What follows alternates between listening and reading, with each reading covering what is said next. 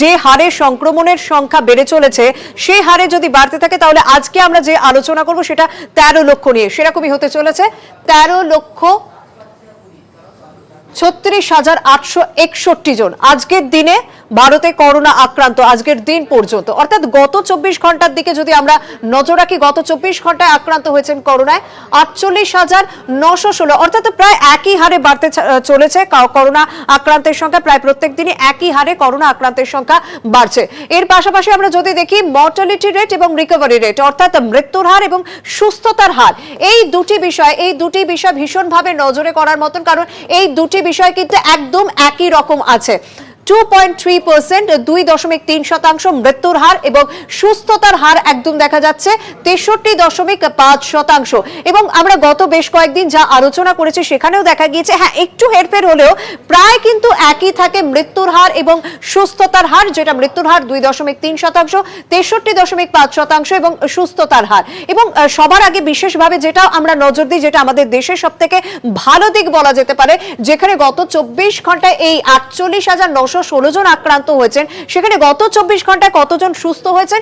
গত 24 ঘন্টায় সুস্থ হয়েছেন 32,223 জন। এবং আজকের দিন পর্যন্ত যদি দেখা যায় ভারতে কতজন সুস্থ হয়েছেন, আজকের দিন পর্যন্ত যেখানে 13 লাখ ছাড়িয়ে গিয়েছে করোনা আক্রান্তের সংখ্যা, সেখানে আজকের দিন পর্যন্ত সুস্থ হয়েছেন এই যে 8,49,431 জন। অর্থাৎ দেখা যাচ্ছে এই হারে যদি বাড়তে থাকে কালকে হয়তো আমরা প্রায় 14 লাখ ছুঁই এই বিষয় নিয়ে আলোচনা করব, যে দেশে করোনা আক্রান্ত প্রায় 14 লাখ ছুঁই। অর্থাৎ একটা ভয়ঙ্কর পরিস্থিতি। এবং সবার জন্য দায়ী একটা ভালো দিক অবশ্যই রয়েছে যে দেশে করোনা টেস্ট বেশি হচ্ছে, তবে একটা বিষয় অবশ্যই মানতে হবে যে মানুষ সচেতন কম হচ্ছেন, মানুষ ঠিকঠাক সতর্ক নন। তবে সবার আগে এই মুহূর্তে যেটা মানুষ অপেক্ষা করছেন সেটা হচ্ছে ভ্যাকসিন এবং ট্যাবলেট। তাহলে এখন যে তথ্য আমাদের হাতে আসছে যে করোনার ট্যাবলেট কি অগাস্টেই?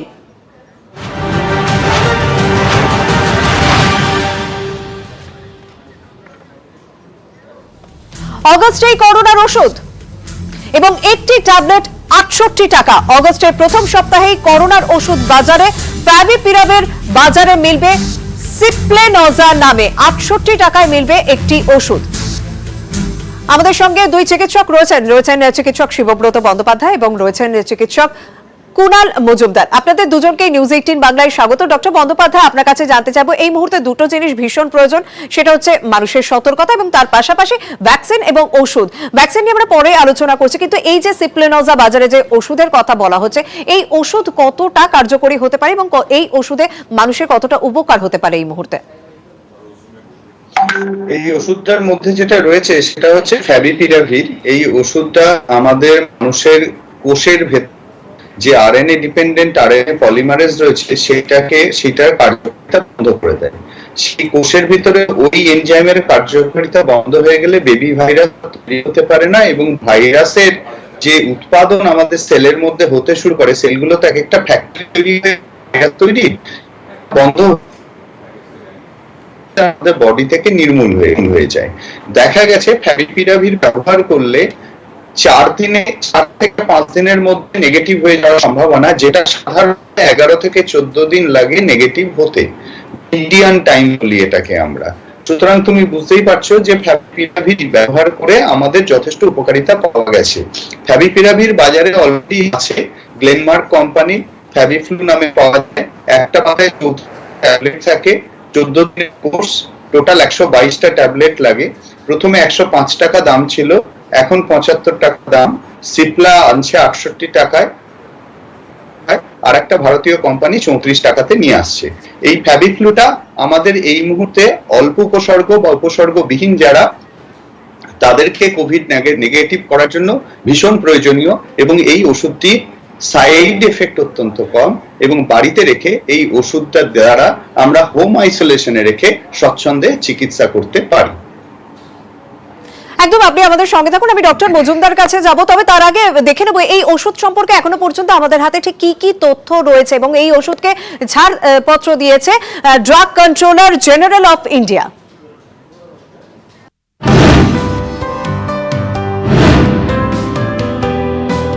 করোনা যুদ্ধে বড়সড় পদক্ষেপ। অগাস্টের প্রথম সপ্তাহেই বাজারে আসছে করোনার ওষুধ ফ্যাভিপিরাভির।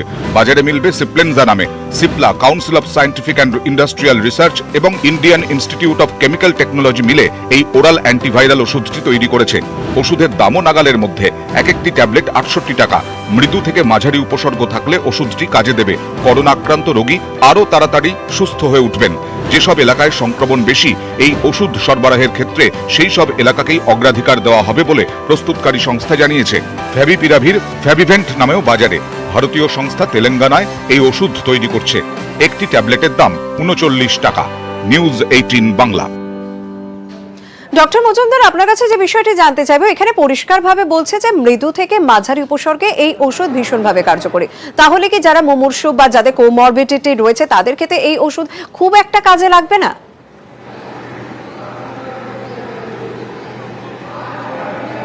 সেই সম্বন্ধে এখনো স্পষ্টভাবে আমাদের কাছে সেরকম ডকুমেন্ট নেই।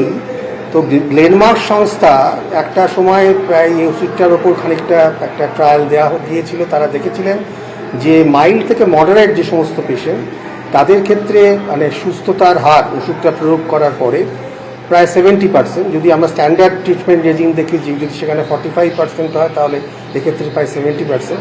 কাজে যাদের মধ্যে মাইল্ড টু মডারেট সিমটমস রয়েছে, সেইরকম পেশেন্টদের মধ্যে কিন্তু পরবর্তীকালে এই ওষুধটা প্রয়োগ করলে অন্তত যেটা বলা হচ্ছে যে 4th ডে, মানে 4 দিনের মাথা থেকে তাদের আস্তে আস্তে তাদের উপসর্গ আস্তে আস্তে কমতে থাকে এবং তারা সুস্থতার দিকে এগিয়ে যায়।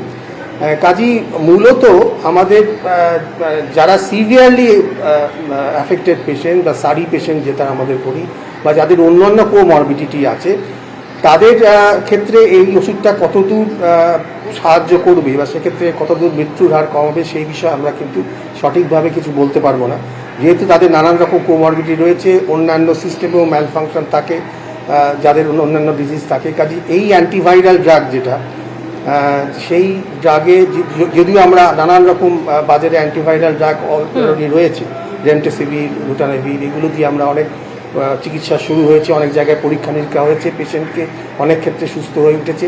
কিন্তু সিভিয়ারলি অ্যাকিউট রেসপিরেটরি ইনফেকশন যারা সারি পেশেন্ট বা যাদের মধ্যে গুরুতরভাবে সংক্রমণের লক্ষণ দেখা গেছে, তাদের ক্ষেত্রে কতটা এই ওষুধটা এফেক্টিভ এই মুহূর্তে সেটা ঠিক বলা যাচ্ছে না। কিন্তু আমরা এটুকু জানি যে যারা মাইল্ড বা মডারেট বা যাদের মধ্যে মৃদু উপসর্গ রয়েছে বা মাঝারি ধরনের উপসর্গ রয়েছে, তাদের মধ্যে কিন্তু যদি তাদের মধ্যে এই ওষুধটা প্রয়োগ করা যায়, তাহলে আমরা নিশ্চয়ই একটা সুস্থতার হার তাদের মধ্যে একটা উল্লেখযোগ্যভাবে বেশি।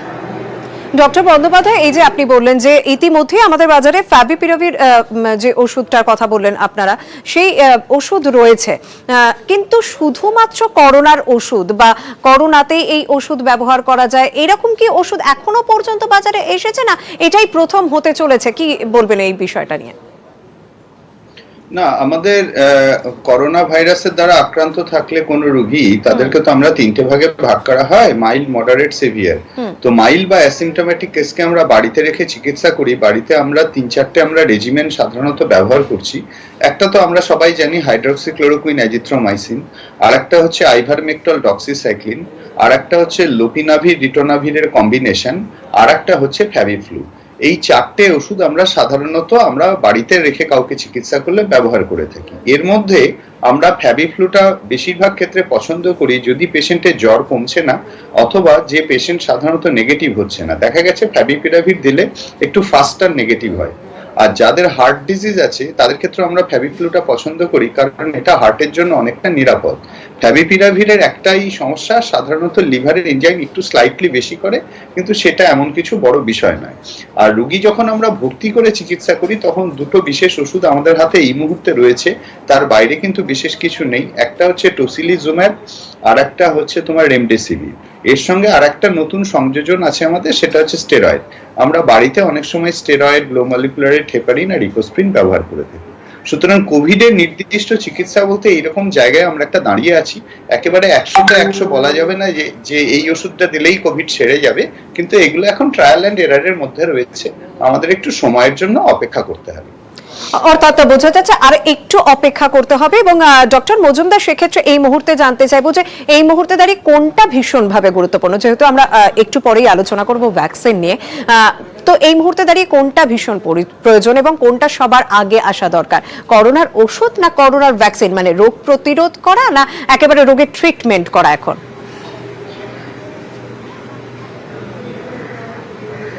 আমার মনে হয় দুটোরই খুব জরুরি এইটা সময়, কারণ যদি ভ্যাকসিন আমরা নিয়ে নানান পরীক্ষা নিরীক্ষা হচ্ছে, কবে নাগাদ ভ্যাকসিন আসবে সঠিকভাবে এটাও আমরা ঠিক বলতে পারছি না। সাধারণ মানুষ কবে ভ্যাকসিন পাবেন এবং সেই ভ্যাকসিন দিয়ে কতটা প্রোটেক্টিভ ইমিউনিটি তৈরি হবে, সাস্টেনেবল ইমিউনিটি যেটা আমরা বলি, যে ভ্যাকসিন দেওয়ার পরে মানুষ যাতে করোনা ইনফেকশন হলেও তার অ্যাফেক্টেড না হয়, সেই ব্যাপারটা, সেই প্রোটেক্টিভ ইমিউনিটি কদিন ধরে থাকবে, সাস্টেনেবল হবে কিনা বা কতটা হবে, তার এফিকেসি কী, সেই নিয়েও খানিকটা সমস্যা রয়েছে।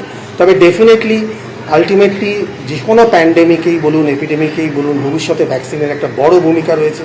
একটা হার্ড ইমিউনিটি তৈরি করা, মানুষের মধ্যে এই স্প্রেডটাকে কমানো, ট্রান্সমিশনটাকে বন্ধ করা, ডেফিনেটলি ভ্যাকসিনের এটা জরুরি আছে। তেমনি আবার ওষুধেরও জরুরি আছে। যারা ধরুন মাইল্ড টু মডারেট, যারা দেখছি যেখানে মৃত্যু হচ্ছে সেরকম যে সমস্ত রোগে, যেমন করোনা মতো রোগে যেখানে শুধুমাত্র অ্যাফেক্টেড হচ্ছে না, তারা মারাও যাচ্ছে, তো সেক্ষেত্রে কিন্তু মৃত্যুর হার যেখানে বেশি, সেই সমস্ত ডিজিজের ক্ষেত্রে সেখানে কিন্তু আমাদের ট্রিটমেন্টটাও জরুরি। যদি আমরা একটা স্পেসিফিক অ্যান্টিভাইরাল ড্রাগ পেয়ে যাই, অ্যান্টি করোনা ড্রাগ, যেটা দিয়ে আমরা মাইল্ড টু মডারেট, কারণ আমরা দেখি যে 80% ক্ষেত্রে কিন্তু করোনার ক্ষেত্রেও মানুষ সুস্থ হয়ে ওঠে। একদম, মানে আপনাদের ক্ষেত্রেও সুবিধা হবে এবং যারা অসুস্থ হচ্ছেন তাদের ক্ষেত্রেও অনেক সুবিধা হবে। আপনারা সঙ্গে থাকুন, আমরা এরপর যে বিষয় নিয়ে আলোচনা করবো, যে এইমসে ইতিমধ্যে এই কোভ্যাক্সিন মানব শরীরে প্রয়োগ করা শুরু হয়ে গিয়েছে, সেই বিষয়টা নিয়ে আমরা আলোচনা করব। তবে সময় হয়েছে একটা বিরতির।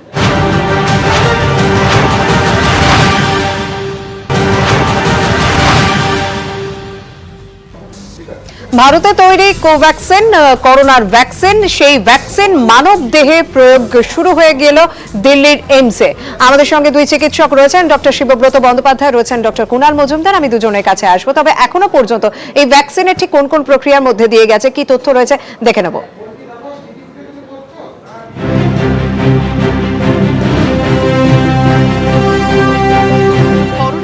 বড় আশার আলো কোভ্যাক্সিন। ভারতে তৈরি এই করোনা টিকা মানুষের শরীরে প্রয়োগ করে পরীক্ষার কাজ শুরু করে দিল দিল্লির all India institute of medical sciences.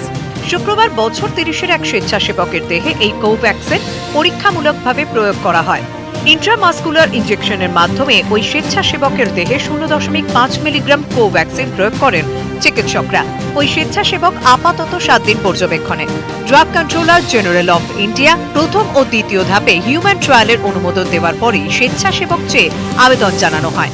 এ পর্যন্ত 3500 জন নিজেদের দেহে কোভ্যাক্সিন প্রয়োগের জন্য নাম নথিভুক্ত করিয়েছেন। প্রায় 50 দফা শারীরিক পরীক্ষার পরে স্বেচ্ছাসেবকদের নির্বাচন করা হয়। কোমরবিডিটি আছে কিনা তাও খতিয়ে দেখা হয়। গত শনিবার এইমসের এথিক্স কমিটি 100 জনের দেহে করোনা টিকা প্রয়োগের ছাড়পত্র দেয়। দুই রাষ্ট্রায়ত্ত সংস্থা Indian council of medical research এবং ন্যাশনাল ইনস্টিটিউট অফ ভাইরোলজির সঙ্গে হাত মিলিয়ে হায়দ্রাবাদের সংস্থা ভারত বায়োটেক ইন্টারন্যাশনাল লিমিটেড করোনার সম্ভাব্য টিকা কোভ্যাক্সিন তৈরি করেছে। নিউজ 18 বাংলা। ডক্টর বন্দ্যোপাধ্যায়, আপনার কাছে জানতে চাইবো, সেদিনকে আমরা অক্সফোর্ডের ভ্যাকসিন নিয়েও আলোচনা করছিলাম, আজকে কোভ্যাক্সিন। সেক্ষেত্রে এই দুটি ভ্যাকসিনই যদি সফল হয়, তাহলে ভারতের মানুষের কাছে কোনটা বেশি কাছের হবে এবং কোনটা বেশি উপকারী হবে? অবশ্যই ভারতে যে ভ্যাকসিন আবিষ্কার হবে সেটা তো ভারতের জন্য সবসময় মঙ্গলদায়ক, কিন্তু তোমাকে আমি আরো একটা ইনফরমেশন শেয়ার করি। সেটা হচ্ছে ভারত বায়োটেকের যে ভ্যাকসিনটা, সেটা ফেজ 1 ট্রায়ালে যেমন ঢুকেছে, আরো দুটো ভ্যাকসিন কিন্তু ভারতবর্ষে তৈরি হচ্ছে। একটা জেনোভা ফার্মাসিউটিক্যালের সাহায্য নিয়ে একটা ভ্যাকসিন তৈরি হচ্ছে, সেটা এমআরএনএ ভ্যাকসিন। কিন্তু আরো একটা ভ্যাকসিন তৈরি হচ্ছে আহমেদাবাদে ক্যাডিলা ফার্মাসিউটিক্যালের সঙ্গে নোভাভ্যাক্স ভ্যাকসিন নামে একটা ভ্যাকসিন তৈরি হচ্ছে, সেটাও কিন্তু ফেজ 2 ট্রায়াল কমপ্লিট করে ফেলেছে প্রায়। সুতরাং সেই নোভাভ্যাক্স ভ্যাকসিন কিন্তু তোমার ভারত বায়োটেকের ভ্যাকসিনের চেয়ে আগে আগে দৌড়াচ্ছে। আর তোমার জেনোভার যে ভ্যাকসিনটা, সেটা অ্যানিমেল ট্রায়ালটা কমপ্লিট হয়ে ও ফেজ 1 ট্রায়ালে ঢুকবে করছে। তার মানে আমি তোমাকে বলতে পারি ভারত বায়োটেকের ভ্যাকসিনটার যেমন সবাই নাম জানে কোভ্যাক্সিন হিসাবে এইমসে হিউম্যান ট্রায়াল স্টার্ট হয়েছে, কিন্তু নোভাভ্যাক্স একটা ভ্যাকসিন, সে কিন্তু পেছনে পেছনে অলরেডি ফেজ 1 ট্রায়াল কমপ্লিট করে ফেজ 2 ট্রায়ালে ঢুকে পড়েছে। এবং আরো একটি ভ্যাকসিন যেটা তোমায় বললাম জেনোভা ভ্যাকসিন, সে অ্যানিমাল স্টাডি কমপ্লিট করে ফেজ 1 ট্রায়ালে ঢুকবার জন্য অপেক্ষা করছে। অর্থাৎ আমি তোমায় যে মেসেজটা দিতে চাইলাম, সারা ভারতের সমস্ত দেশ যেমন ভ্যাকসিনের যুদ্ধে এগিয়ে আছে, ভারত কিন্তু অনেকখানি এগিয়ে আছে ভ্যাকসিন যুদ্ধে। সুতরাং আমাদের যে অক্সফোর্ডে ভ্যাকসিনের উপরে যে বিরাট মানে নির্ভর করতে হবে তা নয়, আমরাও কিন্তু ভ্যাকসিন বার করে ফেলবো একদম। অর্থাৎ ভারত এগিয়ে রয়েছে ভ্যাকসিন, এবং ডক্টর বন্দ্যোপাধ্যায় যেরকমটা বললেন যে 3টি ভ্যাকসিনের নাম শুনলাম, এবং এর পাশাপাশি ডক্টর মজুমদার আপনার কাছে জানতে চাইবো যে এই কোভ্যাক্সিনকে এখনো পর্যন্ত, যদি কোভ্যাক্সিন নিয়ে যেহেতু আমরা আলোচনা করছি, এখনো পর্যন্ত বাজারে আসতে কোন কোন পর্যায়ে অতিক্রম করতে হবে এবং সেটা অতিক্রম করতে দাও কত মাস লাগতে পারে?